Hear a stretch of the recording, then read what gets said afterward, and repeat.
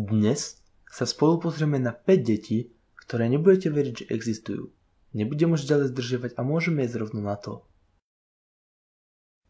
Všetci vieme, že morské panny neexistujú, no existuje porucha, pri ktorej sa môže narodiť dieťa a mať spojené obe nohy, ktoré pripomínajú chvost morskej panny. Malé dievčatko Melissa Caron z Peru trpelo týmto problémom. Doktori sa po pár mesiacoch od narodenia rozhodli, že ju budú operovať. Operácia, ktorá trvala niekoľko hodín, sa nakoniec podarila a Melissa môže žiť svoj život úplne normálne. Indickému chlapcovi meno Mohamed Kalim už od narodenia nekontrolovateľne rastú ruky. Dosiahli až takej veľkosti, že pre Mohameda sú každodenné činnosti ako oblieca alebo najesť sa nedosiahnuteľné.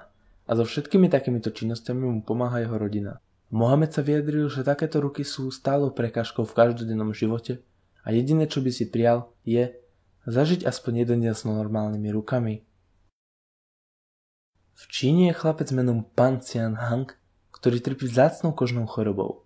Takúto chorobu má iba okolo 200 ľudí na celom svete. Títo ľudia trpia svrbením po celom tele.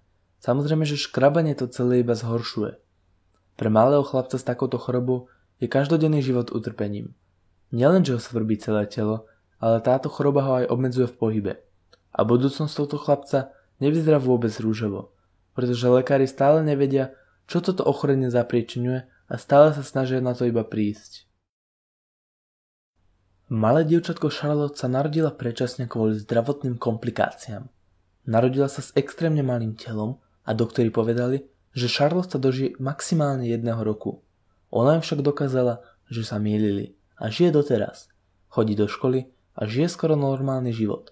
Veľkosťou síce pripomína novorodenca, ale ostáva silná. A všetci ľudia okolo nej, jej rodina, kamaráti, sú jej veľkou oporou. Mladý brazílsky chlapec menom Michael trpí Pandervillovým syndromom. Ten sa prejavuje tak, že Michael musí stále jesť a nikdy sa nenasíti. Liečba takéhoto človeka je extrémne náročná a pri dieťati skoro nemožná. Jeho rodina sa mu snažila nasadiť dietu, ktorá mu však nepomohla. Michaelovi sa tak komplikuje celý život a už bez cudzej pomoci ani nedokáže vstať. Dúfam, že ste sa niečo nové dozvedeli. Ak áno a chceli by ste zistiť ešte niečo viac, pozrite si aj ďalšie videá na mojom kanáli.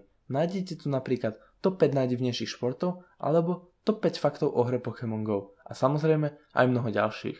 Prajem vám pekný zvyšok dňa, váš Otomo.